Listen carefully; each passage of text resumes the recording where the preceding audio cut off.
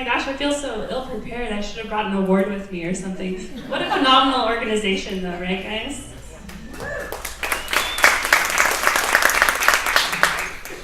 Well, I'm Ariel Shannon at Bluebird Salon, for those of you who don't know me. And I'm super grateful and honored to be here with you guys today. I think we have something really special here in the SLO community to have so many amazing, powerful, inspiring women. And I feel like I come into contact with at least 2 or 3 of you every day, and I think it's something really special, and I think it's the direction that our society in general is going, and we're kind of really blessed to be a starting place for that. So when Polly Mertens asked me to share my story with you guys, the biggest question I want to ask myself is, what is the biggest truth nugget that I can take from my story that anybody else could take and apply it to their life to make their path that much easier or that much more exciting for them? And so I'm just going to spoil it for you right now and say my story is all about overcoming obstacles, whether it be fear or real or imagined obstacles, but overcoming obstacles in pursuit of a goal or a passion. So if you're one of those lucky people that's kind of already achieved all your goals and life is pretty sweet and perfect right now would be a great time for you to take a nap. Because I'm really here to talk to those of you who are obsessed with a vision right now. Maybe you're just starting to figure out what your dream looks like, or maybe you're already in the thick of it and you're daily working out the actualization of your creation. But you're already experiencing some fear, some doubt, or some challenges. And really, I'm just here today to say, keep going, you're doing great. And not only will the results be worth it, but the process will be worth it. So where do I start? I'm gonna start, before I moved to SLO, I was a preschool teacher turned housewife, and one of the main things that characterized my life for many years was fear. I had an anxiety disorder that was onset at puberty, and I really took fear to a whole nother level. So more than most of you ever will. I remember that sometimes just anticipating a phone call I could do for 2 weeks in advance, worrying about just making a simple phone call. Or going to the grocery store made me incredibly anxious because sometimes just being around people made me that self-conscious. So after over 10 years of suffering with this anxiety disorder, I finally decided to get some professional help. And even going to the therapist petrified me. But I did get help, and my brain chemistry started to change, and it wasn't but 3 months later I decided to move to SLO and start a new life for myself, and that was 11 years ago. And up until that point, I always had kind of thought I would be financially dependent on a man. It's just kind of how I was raised. I can hear some of you silently groaning in the background here. But really, I just, my dad was the breadwinner, my mom stayed home with us, and I never really imagined a different life for myself. And even I remember the words businesswoman being kind of like a 4-letter word to me. Like, I just connoted that with someone who was robotic and not creative. And obviously I've come to discover that that has been the exact opposite of my experience. But at the time, that's kind of how I looked at it, and I certainly didn't aspire to it. And so at 27, when I came to the shocking realization that, the main thing that was keeping me in my marriage was that I kept coming back to the fear that, if I leave this marriage, I am terrified that I'm not going to be able to support myself. And when I realized that, I knew that I had to leave because I couldn't do that to him and I couldn't do that to myself. So I traded in my Hummer for an electric scooter, and I waved goodbye to my white picket fence and my golden retriever. And at 27, I took a job making $8 an hour dusting shelves at a local beauty salon. And it wasn't long before the chip on my shoulder told me that I needed to do more with my life. And really, I wanted to get my hands in hair. I was new to the beauty industry, so I went to work at a little hole-in-the-wall salon in Pismo Beach, and I assisted a master stylist once a week. And I realized there's only so much you can do when you're not the owner, and also I wanted to be working in SLO because people weren't driving from SLO to Pismo to get their hair done. But there wasn't a salon hiring that I wanted to work at. So I started to wonder and dream, and I wondered, what would it take to open a salon? And I started to dream, well, if I did open a salon, I wanted to have really pretty little arched windows like the ones over at Habitat. And it wasn't long later, I did find a space with pretty little arched windows just like the ones at Habitat. and it's where Len Collective is now. Another wonderful women in business over there. So I went, well, I wonder how cheaply I could get a lease. So I began to pretend that I was opening a salon to get the information I needed. So I pretended I was opening a salon to figure out how much I could get rent for, and I pretended I was opening a salon to see how difficult it was going to be to find stylists. I even put an ad on Craigslist that said, new Bumble and Bumble salon coming to town, now hiring. And some of you may know that's a pretty bold proclamation. Bumble and Bumble's a really prestige product line that's difficult to get. And I'm sure the regional rep was like, I haven't heard of this salon. But at some point, I went from pretending to actually signing a lease, and I had this lease in front of me, and I'm like, oh my gosh, I think I'm actually doing this. Like, my pretending turned into reality. And that first location, everything really fell into place. I had a small inheritance, so I didn't have to get a loan to start the business. We did end up getting Bumble and Bumble, which was amazing. We got a wonderful deal on our lease. I was able to start with almost a full staff because there were 2 salons closing when I was opening. So it felt very serendipitous, very meant to be. It still was with, the usual obstacles of starting a business. I mean, I remember at that point, $2,000 a month was a lot of money to me. And so this 2-year commitment to a lease was really terrifying. And I'm like, gosh, what if I can't pay that? And I remember thinking to myself, okay, we're gonna have to do at least $150 a day in sales. And I don't know if that's possible. Now that's laughable to me, but at the time that was a genuine consideration. And so I go, okay, well, what's the worst case scenario? Well, I could go bankrupt and I could end up homeless on the streets. And then I looked around and I'm like, well, the homeless people don't seem to have it too bad here. It's kind of sunny, and I think I can live with that as a worst case scenario, right? So for the most part, things went very well. We quickly became one of the busiest salons. We did 10 times our projected income right away.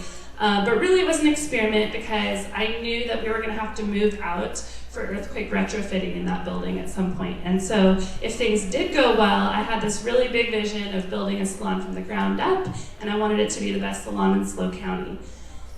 So after 5 years of being in that space, I thought, okay, we have about a year and a half. I'm smiling because I'm about to talk about you.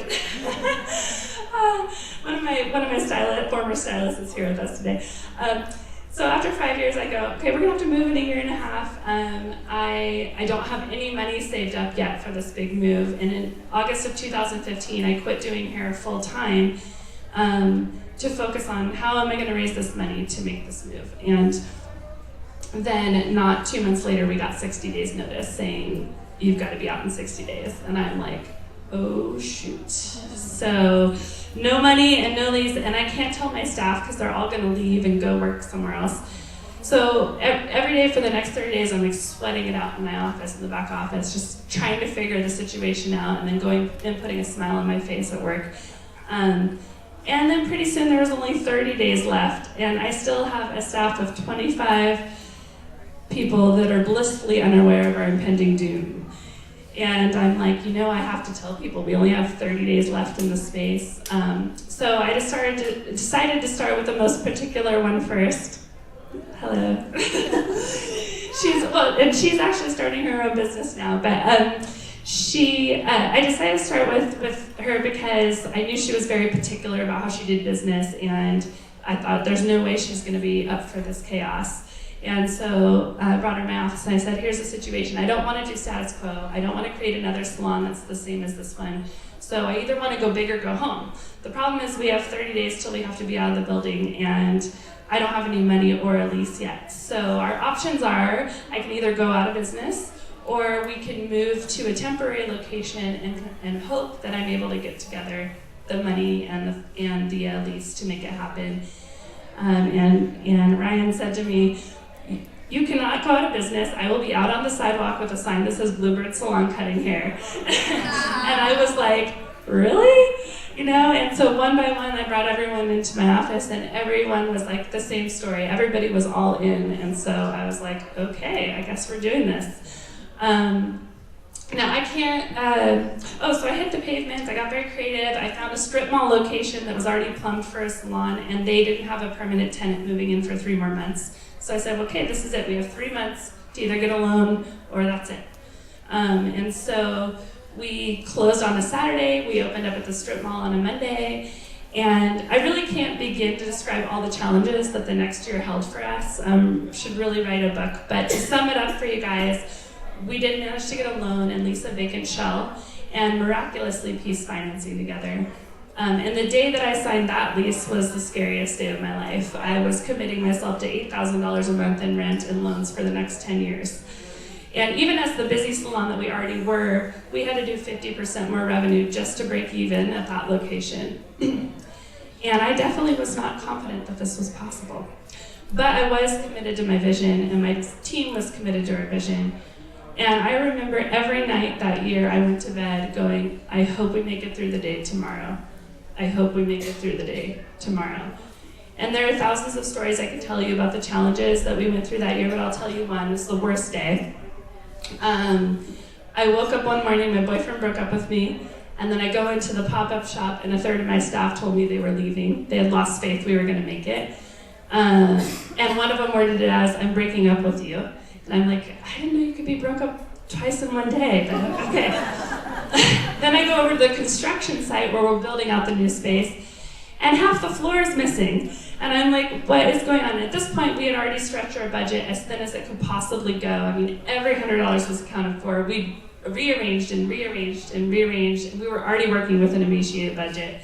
And there was literally no more money. And I go, and the floor is missing. Well, we were going to polish the concrete floors there because that was going to be the most durable and affordable option, but there had been a partial topping slab poured at some point when the building settled, and when they went to polish it, it just crumbled. They had to jackhammer it out. So I'm looking at almost a 45-degree angle halfway across the salon, and my contractor tells me it's going to cost at least $10,000 to re-pour this floor. And I'm just like, literally, I cannot tell you where that money is going to come from. Like, every time you've had something, we've figured it out, but I don't know what to tell you. And the experience opening the second location was so different from opening the first. The first was so serendipitous, and opening the second location, I questioned everything. I felt like I was pushing a rock uphill. I'm like, this cannot be meant to be. What am I doing? But I've already spent 3/4 of the money, so I'm committed. I said, I don't know what to tell you, but my loan officer just called me, and she said that she has something really important she needs to talk about, so I have to go meet with her, and then I'll meet with you, and we'll throw our hands up together. Like, I don't know. And so I went to meet with my loan officer, and she goes, you know, your paperwork was on my desk, and my manager saw it today, and she took one look at it, and she goes, this girl does not have enough money to finish her project. And I'm like, you know, and she goes, so we want to loan you an additional $10,000.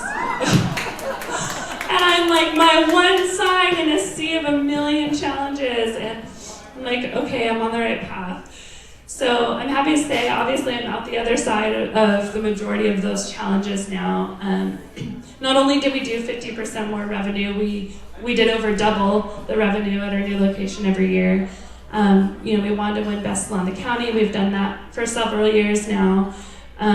Last year, we did 1.1 million in sales. We had made a goal to do 1 million sales. We did over 1 million sales. I set a goal to buy my first house as a single woman. Did that last year. Thank you. Thank you. But I have to tell you guys, the best thing about the whole journey was not the end result, but it was really what I learned about myself. I know it sounds cheesy, but learning what I'm capable of and what I was able to make it through was so empowering. One of my favorite analogies is from Tony Robbins. He describes the experience of skiing and being an intermediate skier, and then one day you accidentally get dropped off on a double black diamond slope. And there are two types of people. Either you fall to the ground, you cling to the slope, and you wait for help, or you go, well, there's only one way down this, and it's on these skis, and it's down the hill, and you carve, and you do everything you can to survive. And you actually make it to the bottom and you go, oh my God, I'm still alive, I still have all my limbs. And then you go, maybe I could do that again. And then you develop the muscle memory, and that's really what determines the difference between an intermediate skier and an advanced skier. And was really analogous for me, that I felt like, yeah, I popped myself down in the middle of this double black diamond, but I survived. And going through challenges like these really changes the way that you show up in the world. I now have the perspective to see that what we consider impossible in any given day, or what we consider to be a lot of money, these things are shapeshifters. So things are only impossible until you've done them. And X is only a lot of money until it's not anymore. And once you realize this, you get to choose what you want for your life with a whole lot more freedom. Instead of thinking in terms of limitations, you think in terms of what do you really want to create? Like Heidi was saying, I love that. Like, what is it that you want to bring to the world? And be able to think about that completely unbounded. It's things like this that makes people like Elon Musk say, I want to create a colony on Mars.